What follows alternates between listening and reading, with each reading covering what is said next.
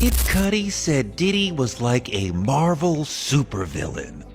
He got on the stand and told a wild story.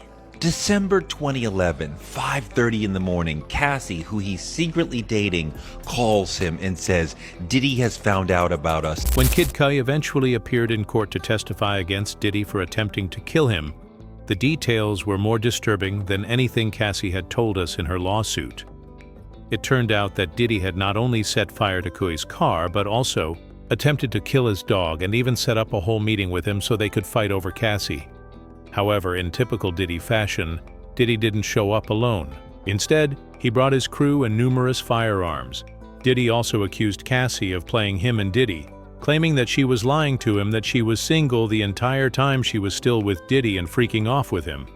It wasn't until Diddy attempted to kill him that she finally admitted to him that she was playing both of them. When Cassie first brought Kid Cudi into this case in November 2023, she dropped him in her lawsuit, claiming that Diddy blew up his car after learning that they were playing around behind his back. According to her lawsuit, Diddy got angry and threatened to blow up Kid Cudi's car, and a few days later, Cudi's car exploded in his driveway. Cassie didn't go into great detail about this specific incident, but Diddy's former head of security came out to spill all the tea.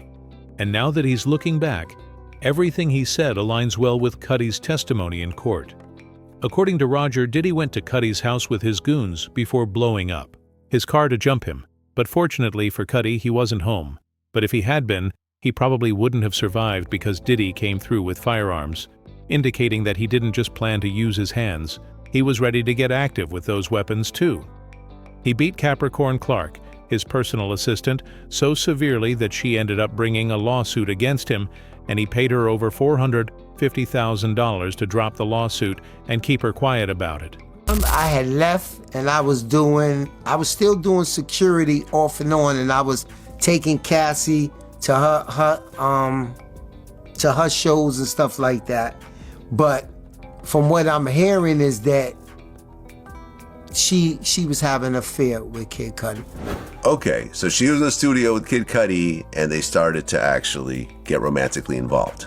Now, from what I understand, Cassie had a phone that she would just leave around sometimes. And Diddy went through her phone. Yes. What happens next? When he went through the phone, he called the number and Kid Cudi picked up. And he was like, what? Yo, I don't know exactly what he said. I know that he went over to his house and Kid Cudi wasn't there.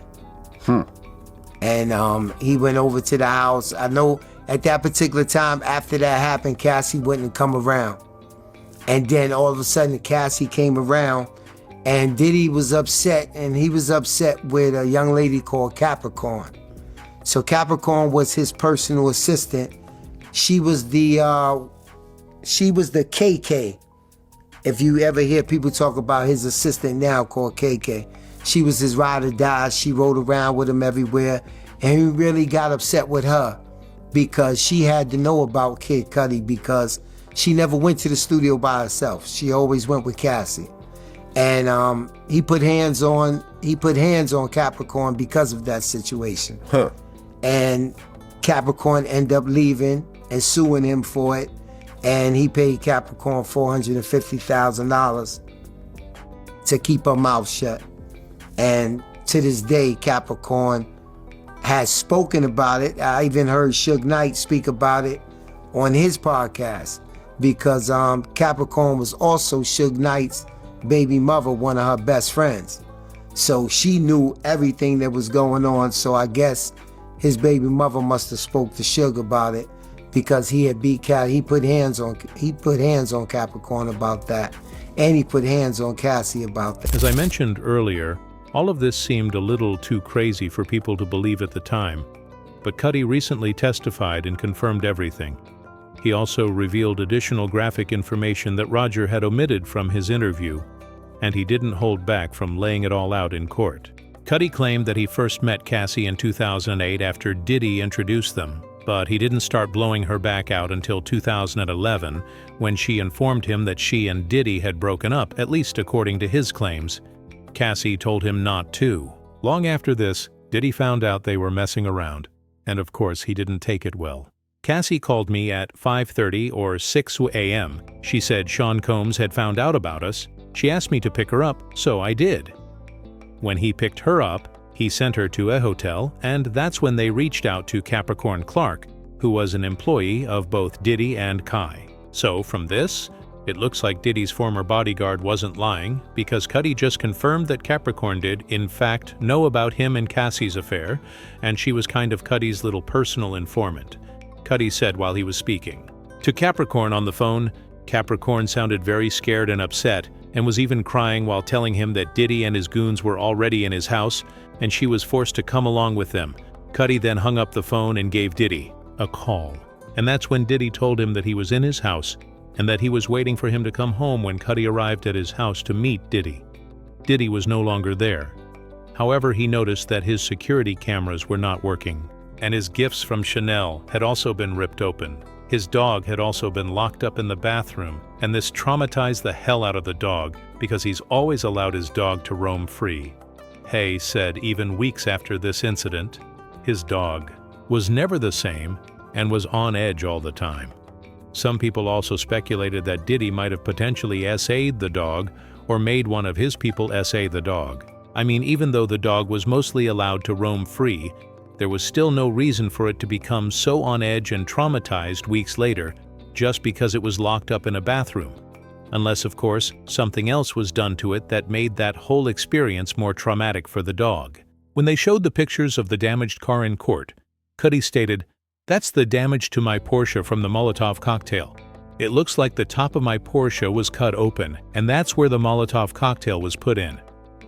This is where things get a little messy during cross-examination. Cudi claimed that the situation with his dog's deteriorating mental health and the break-in began to bother him days after it happened, and he decided to formally file a police report. However, the report went nowhere, and by January 2012, Diddy was back at it again, but this time he blew up his car in an attempt to end his life. When Diddy's lawyer, Brian Steele, questioned Cudi if he thought Cassie was playing him and Diddy simultaneously, he replied in the affirmative. "Both of you guys played, right?" Brian said. Cudi replied, "Yes, Brian," and then inquired once more. "The person who played you is the same person who played Sean Miss Ventura."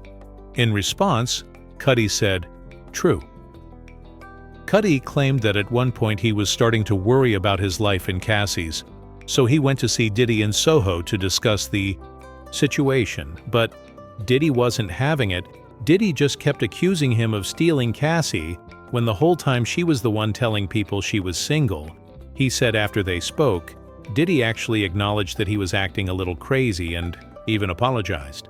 However, once he brought up the car explosion and tried to get him to take accountability for it as well. Diddy told him that he didn't know what he was talking about. Cudi was actually willing to let everything go and go back to being friends with Diddy, but Diddy's refusal to take accountability really threw him off, and he pulled back from accepting the apology altogether. And get this. He said when he first walked into the room at Soho, the diddler was standing by the window with his hands behind him like a Marvel supervillain anyway, after testifying. Cudi also jumped on Instagram to thank people for supporting him through all of this, and from his demeanor in the video, you could tell that he was just glad that all this was finally over. The man who almost unalived his dog and potentially even SA'd the poor dog was now paying for his crimes, and he got the chance to see him sitting across from him in court with handcuffs between 9:40 and 10:15.